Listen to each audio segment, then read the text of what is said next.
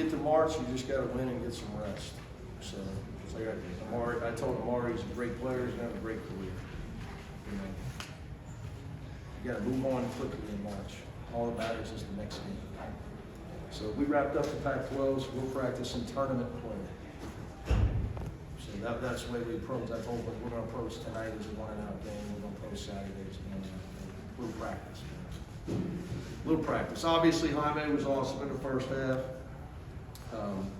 It's our high turnovers for the season, but Arizona State, I give Coach Hurley credit.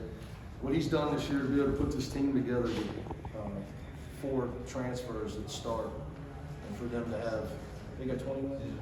19? 20. Yeah, for them to have 20 wins, he's just done a great job this year. But obviously, Tiger and I had a role on offense. So. With what you said about tournament play, Yeah. what happened at halftime in the second half? Was that like what you want to see? Because you turned up your level of game in the second half tonight. It was another level. Look, the most irrelevant thing on this sheet is the halftime score. Teams that lose, how they start off the sentence. We had them at halftime. We were up at halftime. The team to win doesn't talk about the halftime. The halftime scores are better. So it's a 40-minute game, and your effort and your commitment to doing winning things, defending, rebounding, taking care of the ball, getting good shots. You got to be more committed than the other team for 40 minutes. Teams aren't just going to come out and not play well for 0 minutes. And Arizona State's a really good team.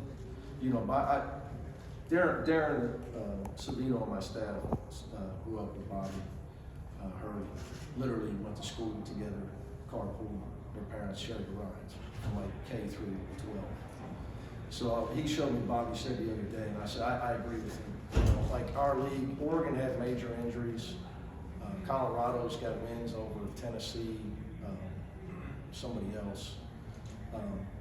Arizona State beat Michigan 20. They beat Creighton. Oregon was hurt early. Washington State was injured. To me, USC, once they've got all their guys, they're as good as anybody.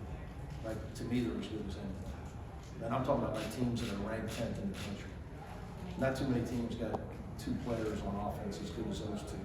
And they get tough athletic defenders. So I hope this loss doesn't hurt Arizona State, because in other leagues, teams lose and they move up in rankings.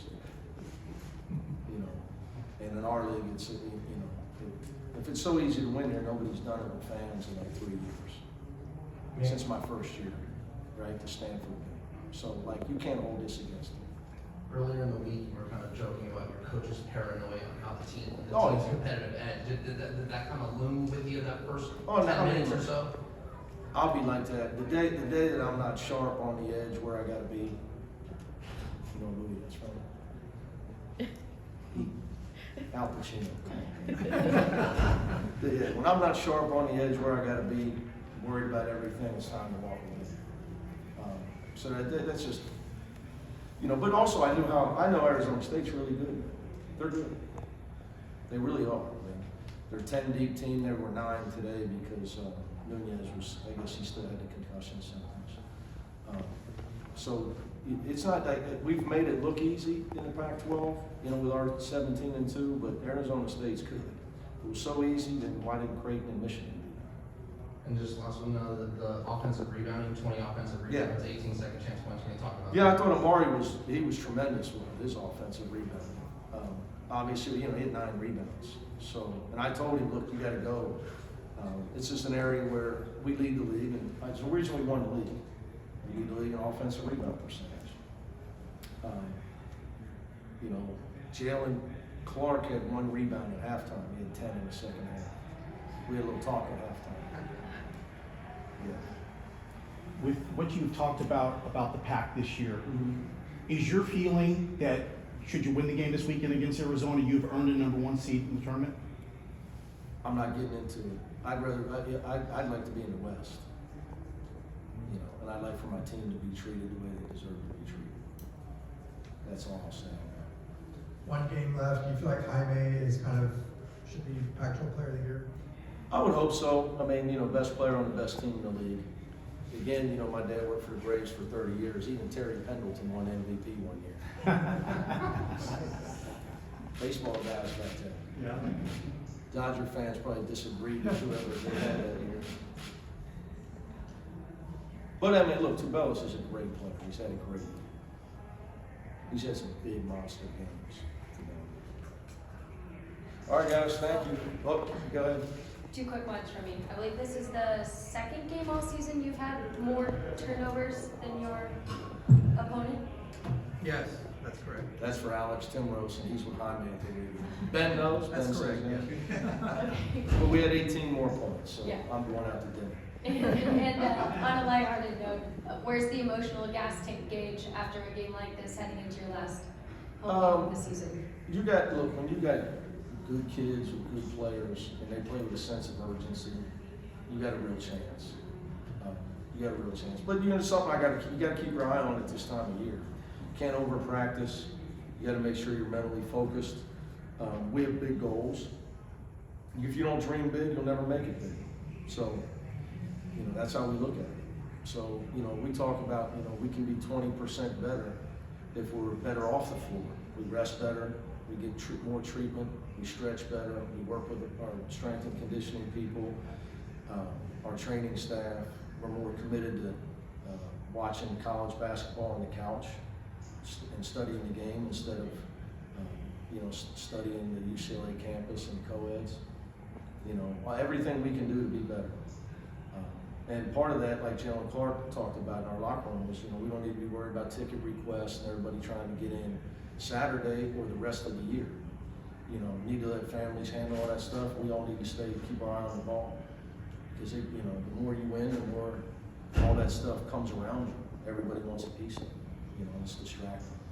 Kids need to worry about basketball and going to school. They do go to #1 school in the country, so it's not easy. Hey, Mick, Crystal Rich, sorry about Hey. that. I know you're anxious for dinner. Just one last quick one for you. Sorry.